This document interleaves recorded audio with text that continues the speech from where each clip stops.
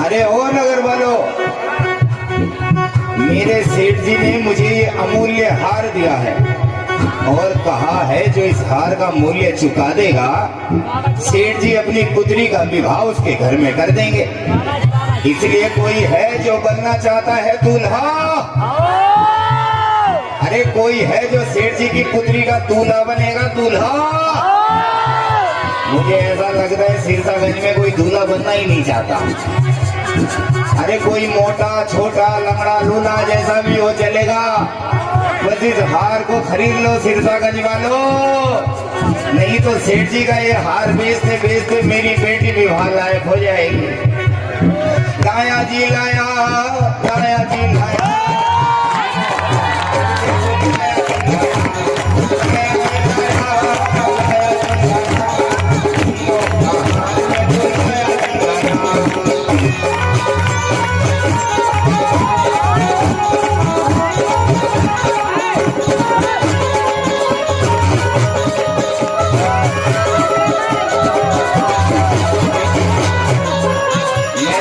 बताना चाहता हूँ, दूल्हा तो मैं ढूंढता ही रहूंगा।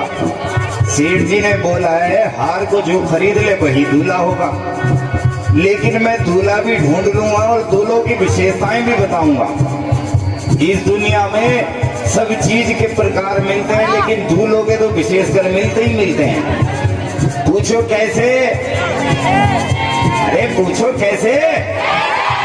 अब मैं बताता हूँ, मैं दूल्हा भी ढूंढता हूँ और दूल्हों की विशेषताएं भी बताता हूँ। अरे तुझे ढूंढन को, अरे तुझे ढूंढन को ये पंडित परेशान है, कहाँ दूल्हा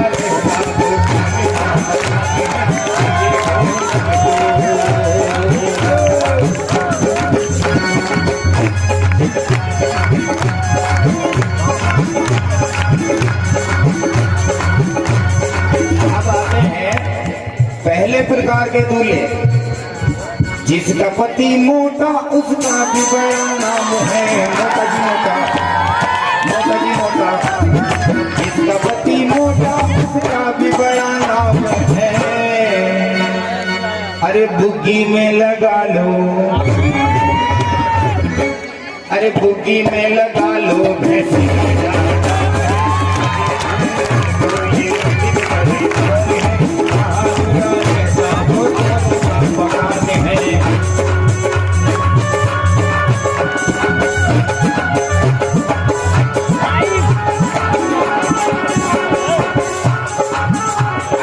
ऐसे दूल्हे हैं जो जनसंख्या में बड़े ही कम पाए जाते हैं। ये मैं किसी विशेष को नहीं बोल रहा, कभी ऐसा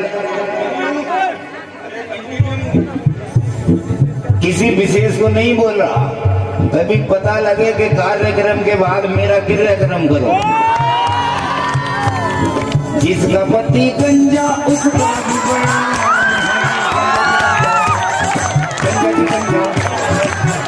पति गंजा उसका भी बड़ा नाम है। अरे अंगने में बिठा दो, अरे अंगने में बिठा दो, लगे छोड़ की संभाल है।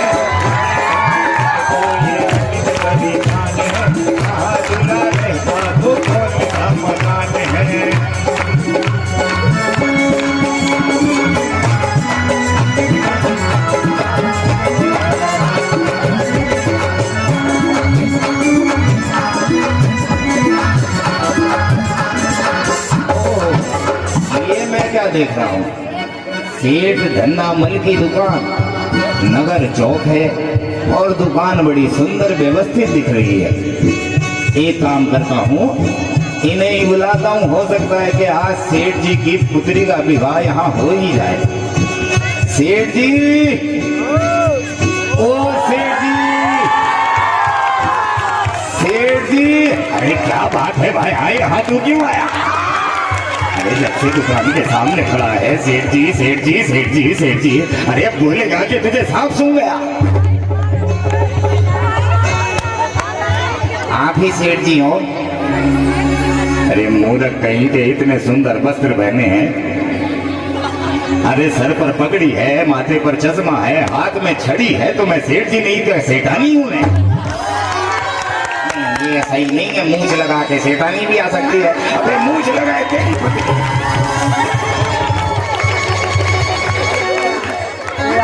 क्यों आया है? मैं पंडित हूँ। अरे पंडित है तो बता, मेरे घर में कथा करेगा, हवन करेगा, ये मेरे पिताजी का श्राद्ध करेगा, क्यों आया है? पंडितों को देख के यही क्यों याद आता है? मैं नगर के सेठ जी के पास से आया हूँ, वो कह रहे हैं कि जो इस हार का मूल्य चुका देगा, हम अपनी पुत्री का विवाह उसके घर में कर देंगे। अबे पंडित के बच्चे, मैं अपनी सेठानी से ही परेशान हूँ, मेरा दूसरा विवाह करा के मुझे मौत के घाट उतार देगा। अरे सेठ जी, आपको विवाह नहीं करना कोई बात नहीं, आप अपने बेटे का विवाह कर देना, मेरा बेटा नहीं है। आप अपने भांजे का विवाह करा देना, मेरा भांजा भी नहीं है। आप अपने भतीजे का विवाह करा देना, मेरा भतीजा भी नहीं है। ऐसे क्या सारा खानदान ही निमट गया?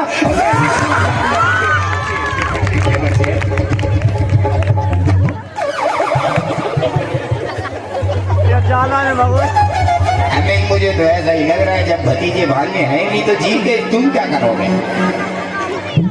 अरे काम बोल, काम काम क्या है तेरा? काम ये है, जो इस हार को खरीद लेगा उसके घर में हम अपने सेठ जी की पुत्री को दुल्हन बनाकर भेज देंगे। दूल्हा चाहे कोई भी हो, चलेगा। देख भैया, सबसे पहले मैं इस हार की जांच करूंगा। अगर ये हार सच्चा हुआ तो इस हार को खरीदूंगा, अगर ये हार झूठा हुआ तो इस हार को नहीं खरीदूंगा। अगर ये सच्चा हुआ तो तुझे पैसे मिल जाएंगे, अगर ये झूठा हुआ तो तेरी गर्दन कटवा देंगे। ये क्या है? सच्चा हुआ तो पैसे मिलेंगे, झूठा हुआ तो गर्दन कटेगी। अबे हार तो दे मुझे। ला ला ला ला। पंडित, आज तेरा ऐसा काटूंगा कि जीवन में नहीं कटा होगा तेरा। रुक तो अभी आज मुझे लगता है कि सेठ जी की बेटी के लिए दूल्हा मिल ही जाएगा। मत बनो दूल्हा, शीर्षागंज वालों मत बनो। सेठ जी का बेटा बनेगा दूल्हा, बेटा नहीं हुआ तो भांजा बनेगा, भांजा नहीं बना तो ये सेठ खुद दूल्हा बनेगा। और आज बनेगा जरूर यहाँ कोई ना कोई। अबे निकल जा, अबे मर जा, तू झूठा, तेरा हार झूठा, अबे तू झूठा है, निकम्मा है तू, धोखेबाज है तू। अरे क्या हुआ? अरे क्यों मार रहे हो? अरे क्या हुआ सेठ जी? अरे होना क्या था, जैसा तू झूठा है तेरा हार भी ऐसे ही झूठा निकला। अरे जैसे ही मैंने उसे रासायन में रखा, तेरा हार तो गल गया। तो अब क्या बचा है? तेरे हार का बचा है केवल धागा। चाहिए तो ले जा। सेठ जी मुझे मेरा हार दे दो। अगर मुझे मेरा हार नहीं मिला तो सेठ जी मुझे मार डालेंगे। अगर मैं मर गया तो मेरी पत्नी और मेरे बच्चों का क्या होगा? मैं अपनी पत्नी का अकेला ही पति हूँ। मुझे मेरा हार दे दो। अबे हार गया तो कल मैं फिर राजा जी के पास जाऊंगा। अबे राजा के पास जाके महाराजा के पास जा, मैं किसी से नहीं डरता। राजा जी दरबार में बुलाएंगे, तुम्हें देखना, मैं तू दंड दिलवाऊंगा। और जब तक इस राज्य से नहीं जाऊंगा, जब तक तुम्हारा श्राद्ध नहीं खा लेता। अबे श्राद्ध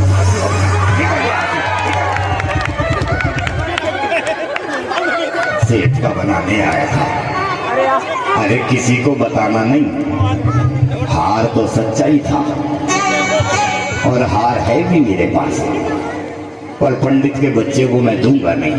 अरे ओ सेठानी, सेठानी, अरे आज तो हम अमीर हो गए। राजा जी की जय हो। महाराज न्याय कर दो, कर दो। महाराज मैं लुट गया, बर्बाद हो गया, मैं लुट गया, बर्बाद हो गया। महाराज न्याय कर दो। सावधान, होशियार, महाराजा धीराजा नगर सृष्टि राज दरबार में पधार रहे हैं।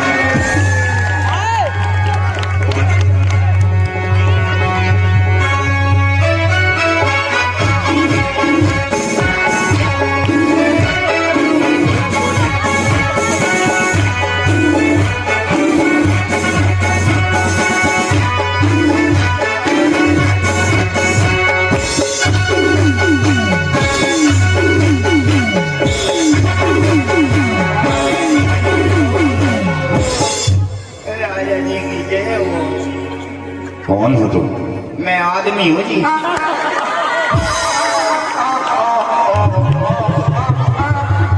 किसके बेटे हो? आदमी का ही हूँ जी। मैंने तुम्हें पहचाना नहीं। अरे पहचानोगे कैसे? मैं पंडित हूँ, तुम राजा हो। तुम्हारा मेरा क्या तालमेल? आपके नगर में पड़ोसी राज्य से घर बेचने के लिए आया था। मेरा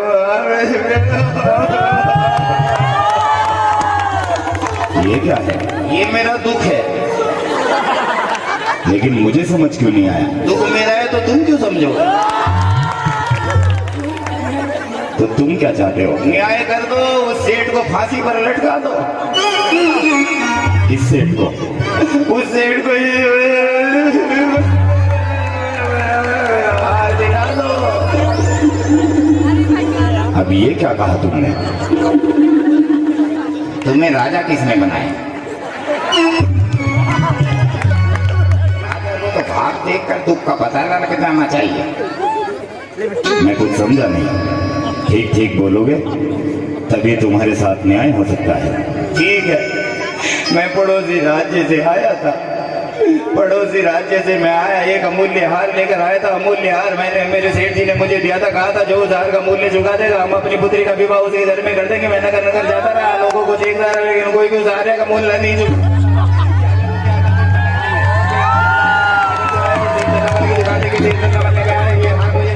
मैंने मुझे दे दिया और बोलता है रसायन में डाला वो कर लिया। मैं तुम्हारे पास आ गया, तुमको हाथ नहीं मिलेगा। अगर हाथ नहीं मिलेगा तो मेरा क्या होगा? अगर सेठ जी के पास जाऊंगा तो मेरे बच्चे भूखे मर जाएंगे। बच्चे भूखे रहेंगे तो मेरे पति का क्या होगा? मेरा क्या होगा? ये क्या कहा तुमने?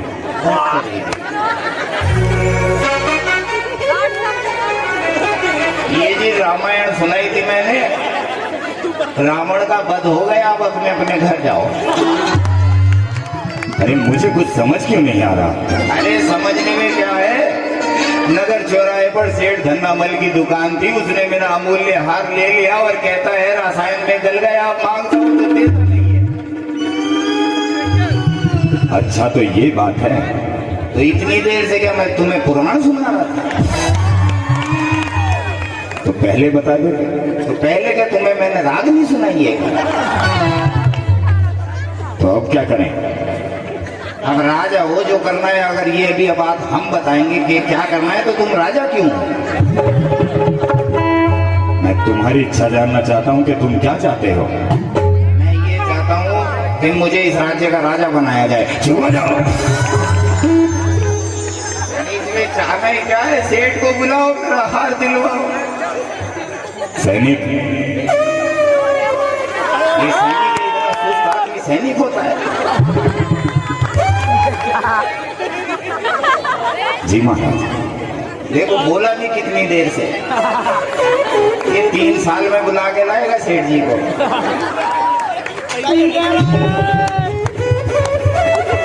तुम शीघ्र जाओ और जो सेठ धन्नामल जी हैं उन्हें राज दरबार में लेकर आओ।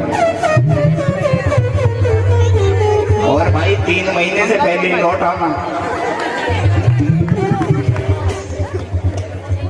देखो पंडित जी। हाँ जी राजा जी। अगर तुम्हारी बात सत्य हुई तो तुम्हारा हार अवश्य तुम्हें मिलेगा। लेकिन यदि तुम तनिक भी असत्य का सहयोग कर रहे होंगे, सहारा ले रहे होंगे, तो ऐसा दंड दूंगा कि दंड विधान भी एक बार तुम्हारा दंड देखकर कांप उठेगा। ये राजा धात्रीवाहन का दरबार है। यहाँ पर जिसने असत्य कहा है उसे क्रूर दंड मिला है। हाँ राजा जी की जय हो, राजा जी की जय हो।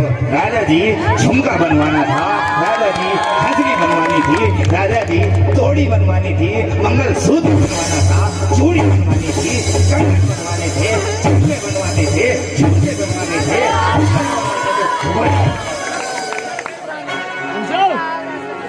अगर आपको कुछ मुझसे काम था तो आप ही मेरी दुकान पर आ जाते। एक राजा तुम्हारी दुकान पर आएगा? अरे राजा नहीं, ग्राहक बन कर आते। हम तुमसे कुछ पूछना चाहते हैं। ये सोने का भाव क्या चल रहा है? जितना पूछूं उतना ही उत्तर देना। तुम इन पंडित जी को जानते हो? कौन पंडित? कहाँ का पंडित? अरे मुझे देख ले, मैं जिसका तूने हार लिया है तो हार दे दे, नहीं तो तेरा श्राद्ध खा के जाऊंगा यहाँ से।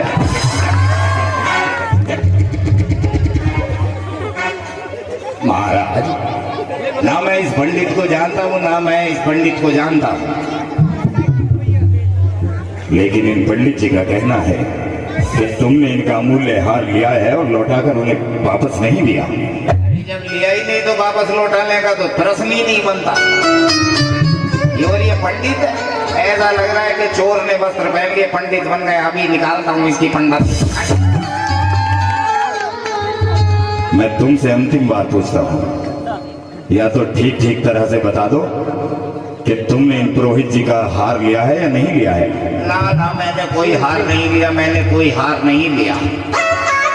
और तुम क्या कहते हो पंडित जी? मैं तो इतना ही कहता हूँ, या तो हार दिलवा दो, नहीं तो मैं इसका श्राद्ध खाने के लिए तैयार हूँ। वैसे मैं जानता हूँ ये समस्या का समाधान ऐसे नहीं होगा।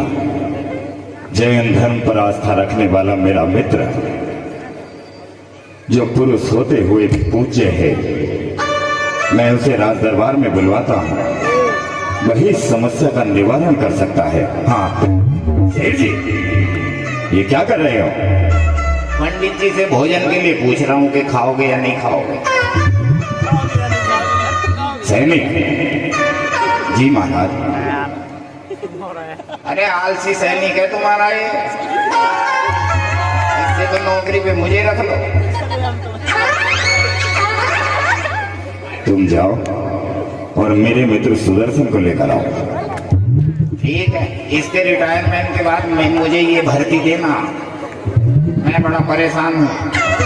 अब तुम दोनों मेरी बात ध्यान से सुनो। यदि तुम दोनों ने असत्य बोला होगा तो दंड विधान के अनुसार तुम्हें ऐसा दंड दूंगा कि जिसके बाद तुम जीवन में कभी भी असत्य नहीं बोलोगे। ये बात ध्यान रखना कि इस राज्य में राज दरबार में न्याय अवश्य होता है और आज न्याय होकर रहेगा।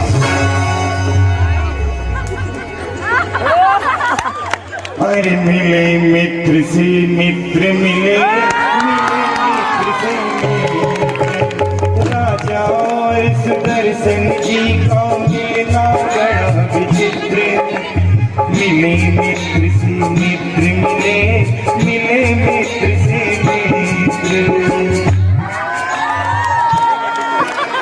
राजा जी कहिए, आज राज दरबार में अचानक मुझे बुलाने का कोई विशेष कारण? मेरे मित्र सुदर्शन, आज हम एक अजीब सी समस्या में पड़ गए हैं। इन राज पुरोहित का कहना है कि ये पड़ोसी राज्य से हमारे राज्य में एक अमूल्य हार लेकर आए थे, जिनका हार लेकर इन सेठ धन्नामल ने उन्हें लौटाकर नहीं दिया।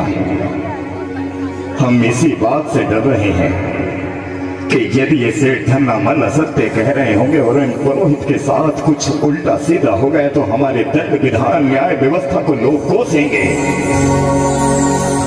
इसलिए तुम इस समस्या का समाधान करो। तुम लोगों के बीच रहते हो, लोग हमेशा तुमसे अपनी समस्या कहा करते हैं। ये राज दरबार आज तुम्हारे निर्णय की प्रतीक्षा कर रहा है। जैसी आपकी आज्ञा।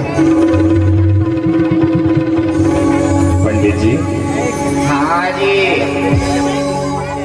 कहाँ से आए हो? राजा जी को सब बता दिया मैंने, लेकिन मुझे तो नहीं पता। अरे राजा जी को सब तो पता लग गया, बस राज दरबार में आधार लिंक होना बाकी है मेरा। अरे मैंने बताया तो पड़ोसी राज्य से आया हूँ, मेरा हार इस सेठ दल्लामल के पास है, अगर इसने नहीं दिया तो मेरा सेठ मेरी हत्या करवा देगा। अच्छा तो ये समस्या है। हर रोज कोई नया आता है, समस्या पूछ के चला जाता है। मैं भी आता हूँ। ठीक है, आओ तुम भी। चाचा जी, चाचा जी, चाचा जी, चाचा जी, मुझे घर ले चल बेटा, मुझे घर ले चल, मुझे घर ले चल बेटा, मुझे घर ले चल, मुझे घर ले चल। चाचा जी ये राज दरबार है और तुम्हें यहाँ इसलिए लाया गया है कि तुमने उनका अमूल्य हार अपने पास रखा है। ना बेटा, अगर मेरे पास हार है तो राजा के इस द्वारपाल के सर की कसम, ये भी खड़ा खड़ा मर जाए।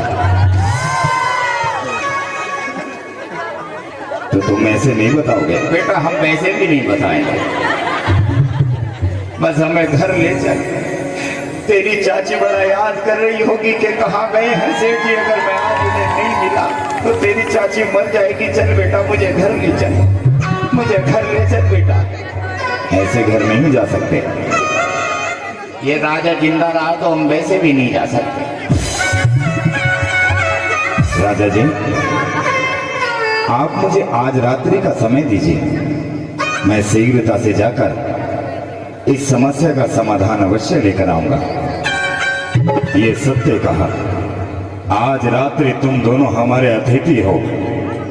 पंडित जी और सेठ जी, आज रात्रि तुम हमारे राजमहल में रहोगे। अरे मैं नहीं रहूंगा। अरे ले जाओ इन दोनों को, ले जाओ। अरे मैं नहीं रहूंगा, मैं नहीं रहूंगा, मैं नहीं रहूंगा। अबे चल बेटा, मैं नहीं रहूंगा। हम सूरज की पहली किरण के साथ तुम्हारी प्रतीक्षा करेंगे कि ताकि तुम इस समस्या का समाधान ले आओ। आओ चलते हैं।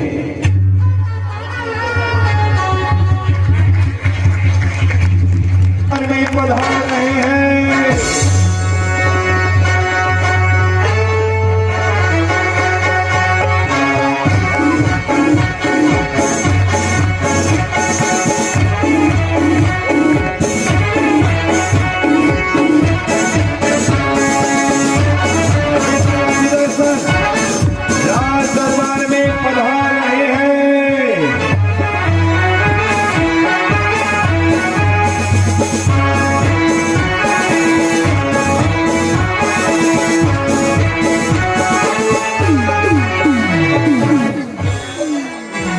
सुदर्शन, हमसे एक समय तक की प्रतीक्षा नहीं हो रही।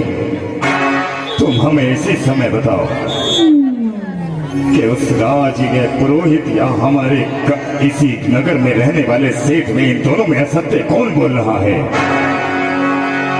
आज की न्याय नीति यही कहती है कि सूर्य की पहली किरण के साथ ही निर्णय हो जाना चाहिए।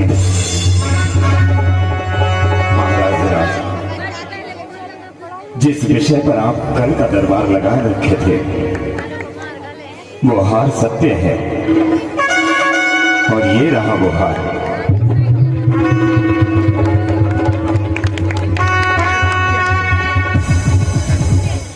ओ, क्या यही वो अमूल्य हार है? ये किसके पास था? ये सेठ जी के पास था। मैं उनकी पत्नी के पास गया और उनसे कहा कि यदि ये हार नहीं मिला तो चाचा श्री को दंड मिलेगा। तब उनकी पत्नी ने अमूल्य हार मुझे निकाल कर दिया। तो इसलिए महाराज धीराज दोषी सेठ धन्नामल है। द्वारपाल शीघ्र जाओ और उन दोनों को इस राज दरबार में लेकर आओ।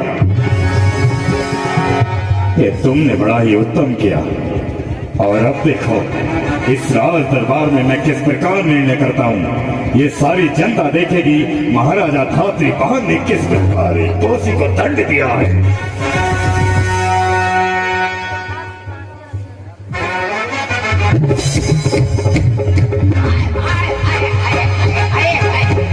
सेठ जी, हाँ महाराज। ये क्या कर रहे हो? पंडित जी से पूछ रहा था रायता खाओगे थे? ऐसे पूछा जाता है? हाँ हाँ, इसलिए भाग रहा था पीछे, रायता ऊंधा ना दे। ये लो सुदर्शन, इस कार्य को आगे बढ़ाओ। पंडित जी। हाँ जी। तुम अपने हार के बारे में कुछ बताना चाहोगे? हाँ, मेरा जो हार था वो गले में पहना जाता था।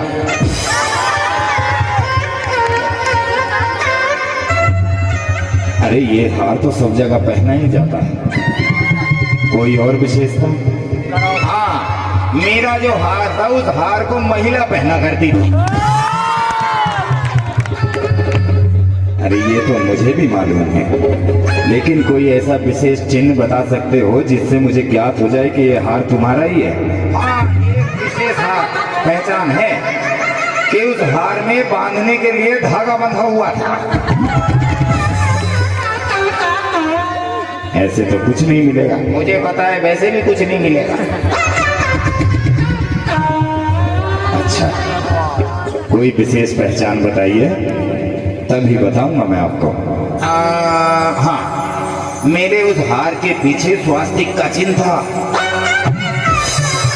देखिए, कहीं ये हार तो नहीं है तुम्हारा? ये है, मुझे दे दो, मुझे दे दो, मुझे दे दो, मुझे दे दो, मेरा हार है, मेरा हार है। अरे रुको, अभी मिलेगा।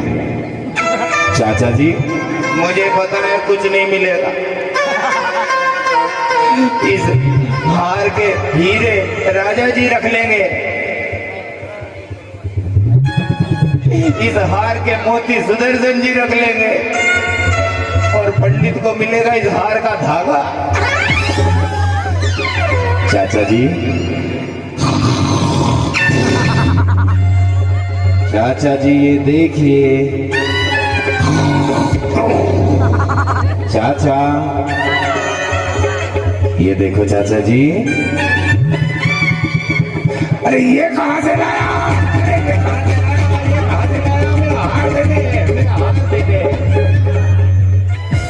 अरे मैंने तो अपनी पत्नी से कहा था कि अगर राजा फांसी भी दे दे तो भी हार मत देना, लेकिन उसने हार दे दिया, ये हार दे दिया।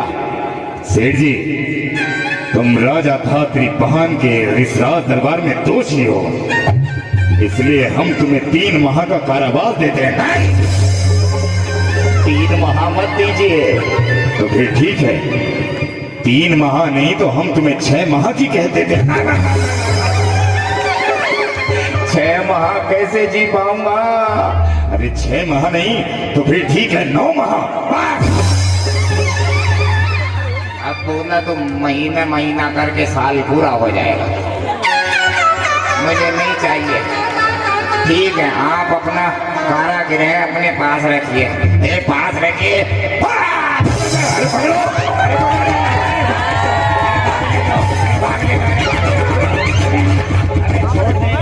₹10 ले लिए, छोड़ दे।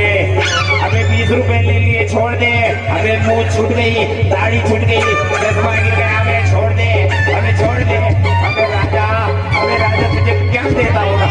इधर आओ, इधर आओ, अबे छोड़ दे, अबे छोड़ दे, अबे छोड़ दे, अबे छोड़ दे, क्या ले, क्या ले।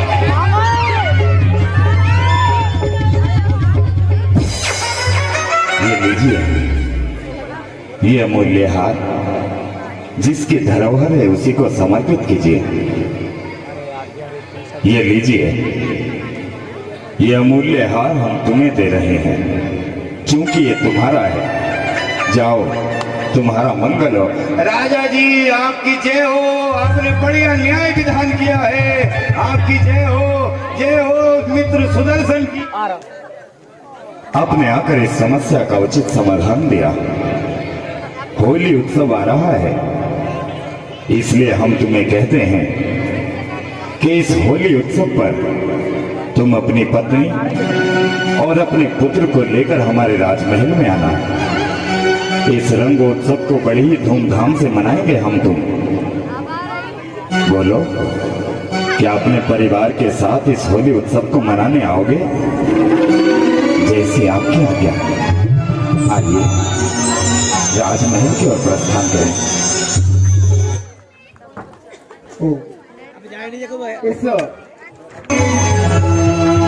बालक बालिकाओं, अरे रंग का उत्सव है। महाराज स्वयं अपने मित्र के साथ इस रंगोत्सव को खेलेंगे। अरे भर भर कर रंग गुलाल लाओ और एक दूसरे को लगाओ। अरे रंगों का त्योहार है, होली का त्योहार है। अरे आओ, अरे वो देखो महाराज महारानी चले आ रहे हैं। वो देखो उनके मित्र सुदर्शन चले आ रहे हैं। जय हो। सावधान, महाराजा धात्रीवाहन महारानी गजमोहिनी के साथ पधार रहे हैं।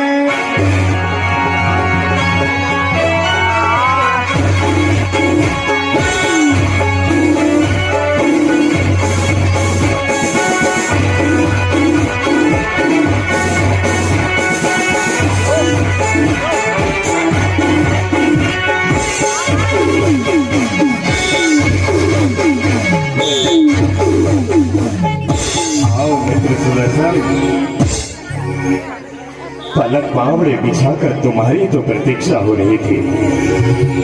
महारानी, ये है मेरे मित्र सुदर्शन। रानी जी की जय हो। महारानी, हमने अपने मित्र से कहा था कि वो अपनी पत्नी और बेटे को भी लेकर आए, लेकिन ना जाने क्यों हमारे मित्र अकेले ही चले आए। लेकिन कोई नहीं, रंग उत्सव है। अरे द्वारपाल, जाओ और रंग गुलाल की थालियां सजा कर लाओ। अरे जय हो। अरे होली खेले महाराजा महलों में, होली खेले महाराजा, महाराजा महलों में, होली खेले महाराजा।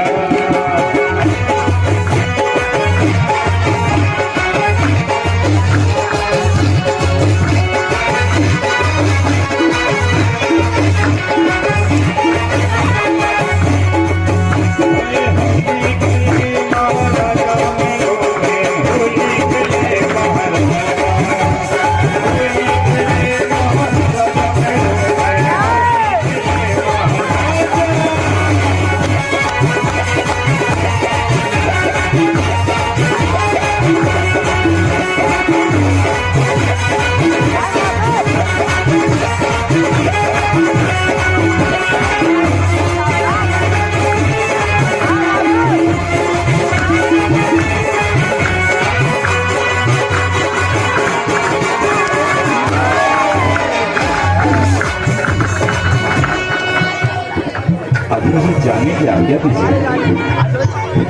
और प्रजावासियों, तुम भी धीरे नृत्य करो।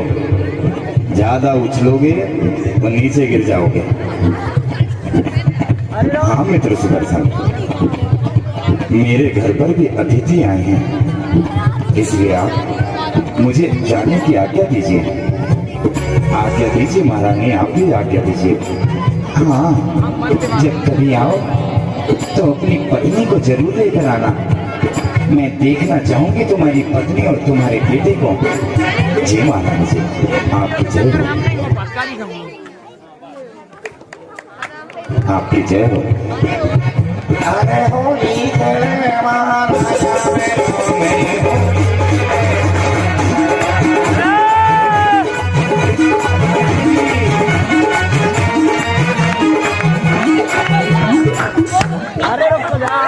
राजा जी की जय हो, महाराजा जी की जय हो। टकले तू इधर। राजा जी, हाँ बोलो। आपको हम कुछ याद दिलाना चाहते हैं। बोलो। आपने पिछले वर्ष होली उत्सव पर घोषणा की थी कि इस वर्ष जब होली उत्सव आएगा तो आप प्रजावासियों को कंबल बांटेंगे। हाँ, मैं भूल गया था। सरकार का जब देने का नंबर आता है तो सरकार भूल ही जाती है। तो घोषणा कीजिए कब तक मिलेंगे कंबल? कंबल 2-4 दिन में व्यवस्था हो जाएगी। अच्छा ठीक है, लेकिन एक बात ये बता दीजिए किस हिसाब से बांटोगे आप कंबल? देखो, एक परिवार को एक कंबल मिलेगा। अरे ऐसे बांटोगे तो मेरे साथ तो गड़बड़ हो जाएगी। वो कैसे? अरे महाराज आप एक कंबल दोगे, वो क्या करेगा मेरे जैसा जिसके घर में 2 पत्नी और 13 बच्चे हों?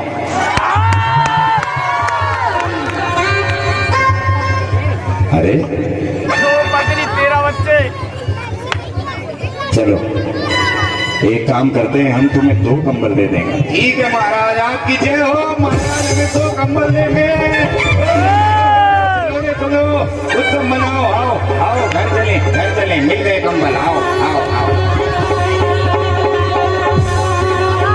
महाराज की जय हो। बोलो।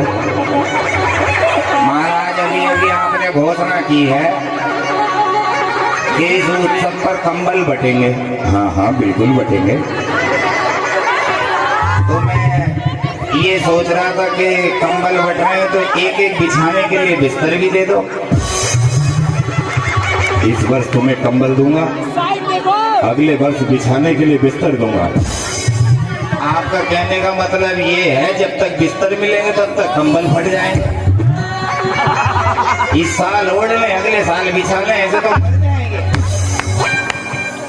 मैं महारानी से बात कर लूं तब बताता हूँ। आप पत्नियों से बात करोगे तो कंबल भी छीनेंगे हमारे। अरे ये कहते हैं, ऐसा कर लेते हैं अरे कंबल के साथ एक बिस्तर। अरे यहाँ थोड़ा इन प्रजावासियों को अपने मुंह लगा रखा है। मत सुनो पत्नी की, मत सुनो, ये हमारा नारा है। आपको जो ठीक लगे आप कर सकते हैं। अरे देखो, मैं ये कहना चाहता हूँ कि एक कंबल के साथ एक बिस्तर भी दे दिया जाएगा। हम चाहे उनमें से केवल महाराज की जय हो, केवल अकेले महाराज की, और किसी की कोई जय नहीं, और किसी की कोई जय नहीं। अरे भटका रहे हो, इधर आओ।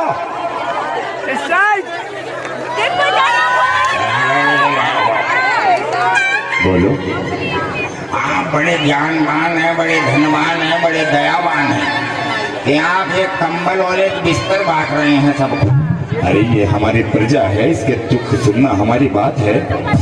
तुम्हें क्या दुख है? मुझे दुख कुछ नहीं है, बस एक सलाह है मेरी। बोलो। आप एक कंबल दे रहे हैं, बिछाने के लिए बिस्तर दे रहे हैं, अगर लगे हाथ एक चारपाई मिल जाती तो अरे जाओ यहाँ। एक चारपाई की तो भगवान, आप हमें 4 पाई दे, भगवान तुम्हें 12 पाई दे। मुझे रानी से बात करनी पड़ेगी। तो 2 पाई भी नहीं मिलेंगे।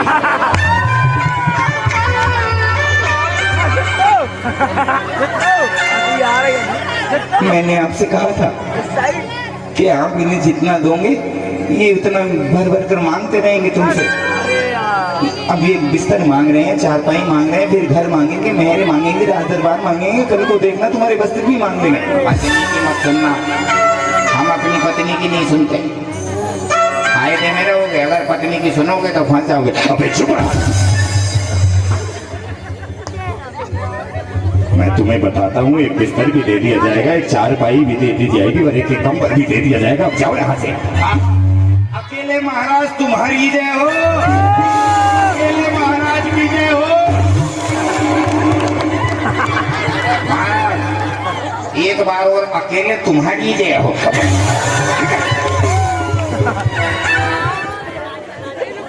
अरे कोई नहीं, ये हमारी प्रजा है, दुख सुख बताती ही रहती है, इसलिए बस। अरे प्रजा ही तो है, अगर इन्हें हम नहीं देंगे तो किन्हें देंगे? महाराज नमस्ते। तुम कौन हो? मैं घसीटाराम। लेकिन अभी तो तुम पहले आए थे। नहीं, वो मेरा बड़ा भाई था पपीताराम। तुम दोनों की पहचान क्या है? उसके पास दोनों टांगे हैं, मेरे पास दोनों टांगे हैं। तो आप बड़े अच्छे हैं, बड़े भगवान जैसे हैं। आपने हमें कंबल दिया, बिस्तर दिया, चारपाई दी। एक अनुरोध था आपसे। क्या? बोलो। लगे हाथ दो तो तकिए और दे दो। अरे क्या तकिए? तकिए भूल जाओ। अबे चला जा मूर्ख, यहाँ से निकलता क्यों नहीं है? निकल जा। जितना काम होगा उतना भी नहीं कर सकता। निकल जा। महारानी, आज हमारे मन में कुछ वन के है, वन विहार करने की है। इसलिए हो सकता है लौटने में हमें रात्रि हो जाए। तुम भोजन समय से कर लेना और विश्राम करना। आज रात्रि हो सकता है लौट कर देर से आए। अपना ध्यान रखना। इधर राजा का गमन अन्य राज्य के लिए होता है। उधर रानी होलिका उत्सव में जैसे ही सेठ सुदर्शन को देखती हैं और उन पर मोहित हो जाती हैं और उनको अपना पति बनाना चाहती हैं। वो सेनापति को आदेश देती हैं कि जाओ और सेठ सुदर्शन को उठाकर मेरे समक्ष लाओ। सेनापति डरा हुआ है और रानी से कहता है कि यदि ये राजा को पता चल गया तो वो मुझे मृत्युदंड दे देंगे। रानी उसको आश्वस्त करती है कि तुम चिंता करने की कोई आवश्यकता नहीं है। जैसे ही राजा आएंगे तो उनके भोजन में मैं जहर मिला दूंगी और उनको खत्म कर दूंगी और राजा सेठ सुदर्शन को बनाऊंगी। सेनापति आदेश पाकर सेठ सुदर्शन के पास पहुंचता है। सेठ सुदर्शन शमशान घाट में बैठे हुए हैं और तपस्या में लीन हैं। सेठ सुदर्शन को उसी अवस्था में उठाकर सेनापति रानी के शयन कक्ष में ले जाता है। जैसे ही सेठ सुदर्शन का ध्यान अलग होता है और सेठ सुदर्शन उठते हैं तो रानी को अपनी समक्ष पाते हैं। रानी सेठ सुदर्शन से कहती है कि मैं तुम्हें अपना स्वामी बनाना चाहती हूँ और तुम मेरे पति बन जाओ। मैं राजा को जहर दे दूंगी और उनको मार दूंगी। उधर सेठ सुदर्शन जो राजा के एक अच्छे मित्र थे समझाते हैं कि हे माता, ये काम उचित नहीं है और ये मैं नहीं कर सकता। मैं अपने सील को भंग नहीं कर सकता हूँ, मुझे जाने दिया जाए। लेकिन रानी तो वासनावश होकर उसके साथ सेठ सुदर्शन के साथ जो है व्यभिचार करना चाहती है। सेठ सुदर्शन के बार बार समझाने पर भी रानी नहीं मानती और दोनों में झड़प हो जाती है। झड़प के दौरान जो है सेठ सुदर्शन रानी को धक्का देते हैं और राजा का प्रवेश होता है। रानी राजा के समक्ष जो है त्रिया चरित्र करने लगती है और रो रो कर बताने लगती है किस प्रकार तुम्हारे मित्र ने मेरे साथ दुराचार करने का विचार बनाया था। राजा रानी को रोता हुआ देखते हैं और रानी की बातों में आ जाते हैं और आदेश देते हैं सेनापति को, जाओ जल्लाद को बुला कर लाओ। इन मेरे मित्र को, जो कि मेरा एक अच्छा मित्र था, आज इसने मेरी पत्नी के साथ दुराचार करने की कोशिश की है। मैं इसको आज मृत्यु दंड दूंगा। सेनापति आदेश को पाता है और जल्लाद को बुलाने चला जाता है और इधर जल्लाद का प्रवेश होता है। ऐसी आपकी आज्ञा। मरने वाले सावधान हो जाओ। जाते जाते मुझे कोई दोष मत देना। राजा की आज्ञा पाकर लोगों की हत्याएं करना मेरे पूर्वज भी किया करते थे, मेरे पिता भी और मैं भी। ये हत्या नहीं, ये राज का दंड होता है। इसलिए यदि मन में कोई अंतिम इच्छा हो तो मुझे बताओ, हो सकता है कि पूर्ण कर दी जाए। राज का चंडाल,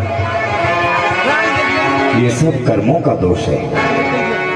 और यदि तुम मेरी अंतिम इच्छा जानना ही चाहते हो तो मेरी ये अंतिम इच्छा है कि जिस समय तुम्हारी ये तलवार मेरी गर्दन काट रही हो उस समय मेरे मुंह से नमोकार महामंत्र का स्मरण हो।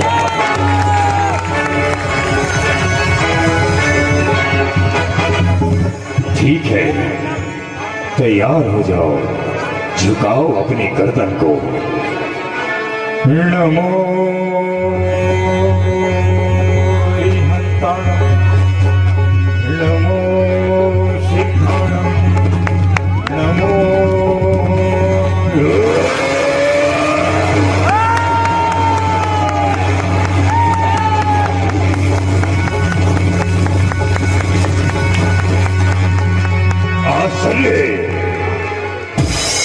आश्चर्य है।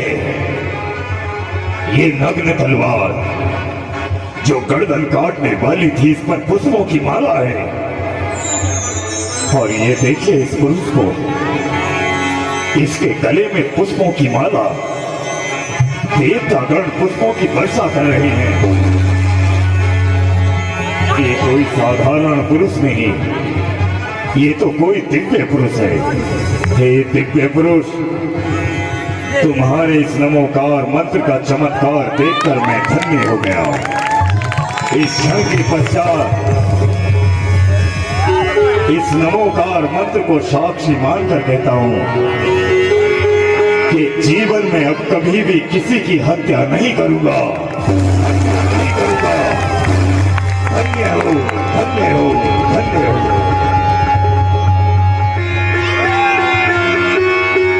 मित्र सुदर्शन, हमें क्षमा कर दे। हम जानते हैं कि ये चमत्कार का कहने का अर्थ ये है कि शयन कक्ष में तुम आए नहीं, और ये दाग, ये कलंकित कार्य तुम नहीं करना चाहते थे, कलंकित होना चाहती थी ये रानी।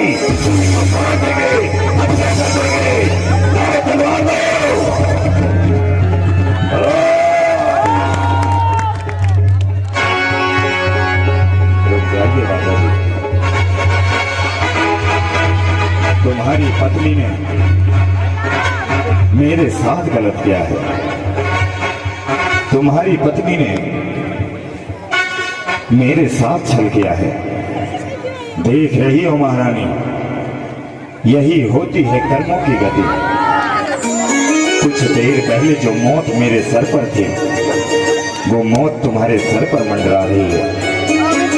राजा जी, इस रानी को दंड मैं दूंगा। आप सभी बैठे हैं, एक विशेष सूचना आदरणीय पंडित जी की तरफ से आपको मिलेगी, बैठे रहिए आप। देखिए, जब तक कार्यक्रम खत्म नहीं हो जाता आप लोग उठ क्यों जाते हो? बैठ जाओ, अभी आने की भी जल्दी और जाने की भी जल्दी, केवल 5 मिनट का बाकी है, बस बैठ जाओ। जो अभी जहाँ पे खड़ा हो वहीं बैठ जाओ। तो ये लो अपने हाथों में तलवार और हत्या कर दो इसकी, जिसने हमारी मित्रता, हमारे भाईचारे को कलंकित किया है। महारानी, अपनी गर्दन नीचे करो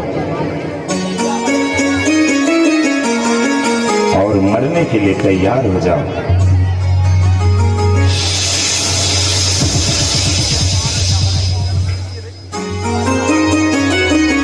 क्या तुमने मुझे मारा नहीं? क्या मुझ पापन को तुमने जीवित छोड़ दिया? मैंने गलती की है, सब दोष मेरा ही तो है।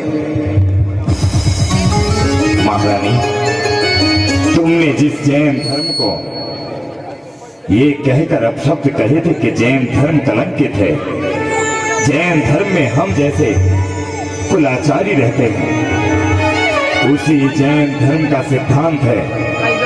वही जैन धर्म कहता है कि जब हम किसी को जीवन दे नहीं सकते तो किसी का जीवन लेने का अधिकार नहीं।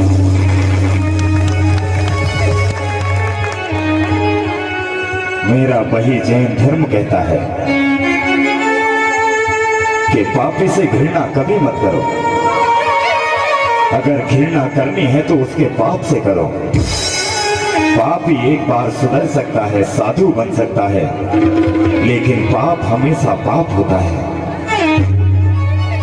मेरे मित्र, हमें क्षमा कर दो। महाराज, मेरी यही क्षमा है कि तुम अपनी पत्नी को स्वीकार कर अपना जीवन सुचारू रूप से जियो।